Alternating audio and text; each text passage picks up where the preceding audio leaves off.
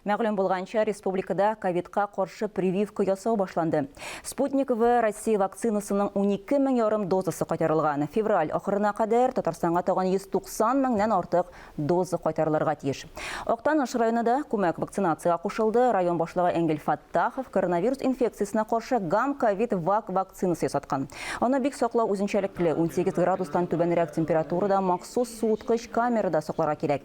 Иң актив вакцина сатучылар арасында табиблар, полиция бүлегендә эшләүчеләр, дәүләт хезмәткәрләре, шәхси эшмәкәрләр. Рәсәй беренчеләрдән булып бу шәрә карата вакцина булдырды һәм ул эффектлы вакцина дип ул расланды. Чит-илләргә дә бу көннәрне кую бара. Украина минем райондашларга да мөрәҗәгать итәсем килә. Бары бит инде иң кадерле сүзебезнең сәламәтлек.